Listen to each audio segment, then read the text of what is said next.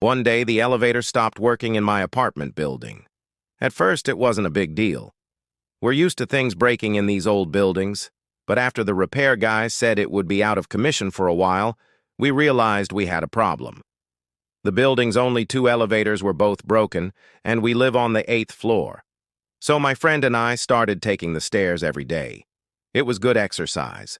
But that was until late one night, when he told me a story about one of the elevators. He said the maintenance man was working on the wiring and told him to get out because he was going to turn off the power. But when he did, the elevator started moving on its own. That's when he noticed the buttons were all gone from the panel. He tried to stop it, but it was too late.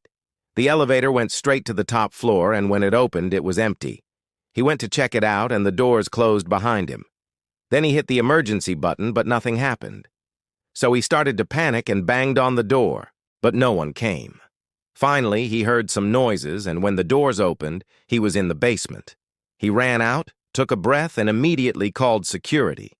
But when they went to check it out, they found nothing. After that, nobody rode the elevators at night. And if you don't believe in ghosts, you might think that's the end of the story. But I didn't listen to my friend's warning, and later I learned why. Exactly 1 month ago, I came home from work in the middle of the night, exhausted and hoping to get some sleep before my next shift. I stepped into the elevator, and just as the doors were closing, the lights flickered. For a moment, I saw a blinding flash in the panel where the buttons should have been, but then everything went black. I couldn't hear the motor hum anymore. All I heard was an eerie silence. When the lights came back on, I was still in the elevator, and the screen above the doors displayed the number 7, which was weird because my building only has 6 floors.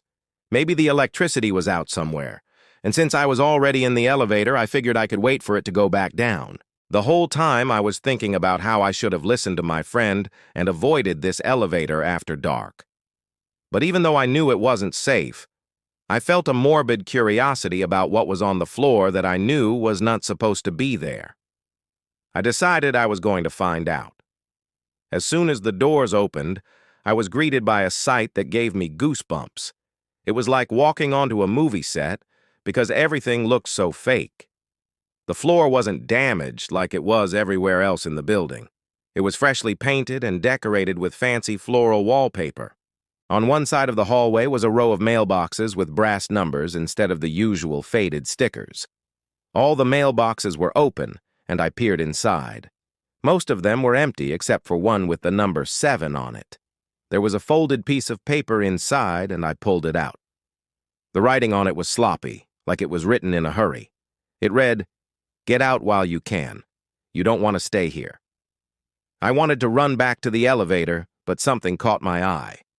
Down the hall, I saw a door that wasn't like the others. All the doors in this apartment building were identical, except for this one. It was slightly ajar, and I felt an overwhelming urge to walk through it. As I approached, I saw a nameplate on it that read, "Penelope's Room." I knocked, and a raspy voice said, "Come in!" So I opened the door and stepped inside. It was a small room with bare walls and a single chair in the corner. On the table beside it was a stack of papers and a blue folder. I walked over and picked it up. It was heavy and stiff, and when I opened it, I saw a series of handwritten notes. They were all dated from different times and seemed to be a journal of sorts. As I skimmed through it, I realized that Penelope must have been the former resident of the apartment, and based on the entries, she had been living there for many years. She wrote about strange occurrences, including hearing footsteps and whispers in the hallways, seeing shadowy figures and feeling cold spots. Most of the entries were written in pencil, but the last ones were written in ink, and they were filled with frantic scribbles and phrases like, "Help me, get me out of here," and "It's coming for me." There was also a sketch of a hallway similar to the one I was in, except this one had 2 doors at the end. One was wide open and the other was slightly ajar. At that moment, I felt a chill down my spine because I recognized that second door. It was the one I had just walked through to enter the room. I turned around and saw that it was now wide open, revealing the dark hallway outside. I remembered the elevator flashing the number 7 and Penelope's journal, the scratched open door. My heart started pounding and I turned to flee, but I tripped over the threshold and fell on the ground. As I got up, I noticed a small hole near the doorknob. I put my finger in it and felt something hard on the other side. I looked around to make sure no one was watching, and then I pushed my finger through the hole. It went in easily, and when I pulled it back out, I was holding a key. On the other side of the door, I searched for the lock and found it hidden in the frame. It was old and rusty, and when I inserted the key and turned it, I heard a loud click. Suddenly, the door swung open, revealing another hallway. I cautiously walked inside and saw that this hallway was different from the last one. The walls were smooth, and the floor was covered in a thick layer of dust. The only thing that broke the silence was the sound of my own breathing. I continued walking and noticed something strange. The hallway seemed to be getting darker. At first it was subtle, but then it became obvious. The space between the walls was getting narrower and the ceiling was getting lower. It was clear that this hallway wasn't meant for human beings.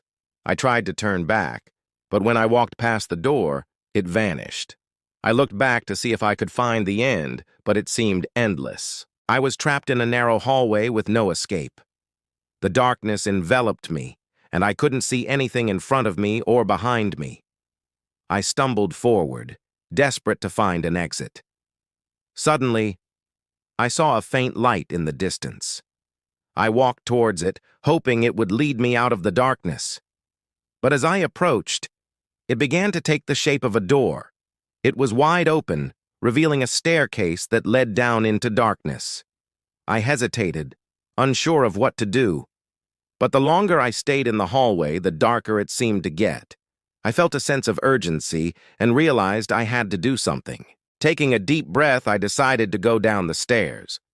As I descended, the darkness grew thicker. The air became heavy and cold. I could feel the temperature dropping with every step. Finally, the stairs ended, and I found myself in a small room. The light I had seen was coming from a crack in the wall, and when I walked closer, I realized it was a window. The window appeared to be the only exit, but when I reached for it, my hand went through. I touched something cold and hard, like stone. And when I pulled my hand back, I saw a dark shape looming outside. It looked like a vast, endless ocean, yet it felt wrong. It wasn't right. Something was off about it. I stared at the window, trying to make sense of what I was seeing. But as I watched, the shape began to shift and change. It contorted into strange forms and sent shivers down my spine. The room suddenly became freezing cold, and I could feel the presence of something ancient and evil just beyond the window. Terror gripped me. With a loud crash, the window shattered, and a gust of wind swept through the room, extinguishing my flashlight and plunging me into total darkness. I screamed, but my voice echoed strangely and came back to me. In the distance, I heard a sound that sent chills down my spine, a slow, deliberate thud, thud, thud, like heavy footsteps approaching. I wanted to run, but I couldn't see where I was going.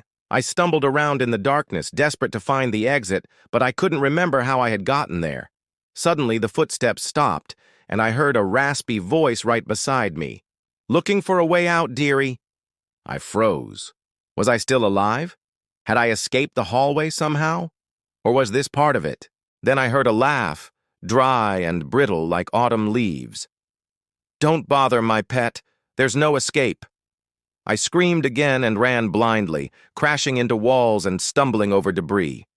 The voice followed me, always just out of sight, whispering and taunting me. Finally, I collapsed on the ground, defeated and terrified. I curled up into a ball and cried, "Help me!" But no one came. The darkness enveloped me, and I felt the presence of something evil closing in. The next morning, the maintenance guy came to fix the elevator, and he found me unconscious in the basement.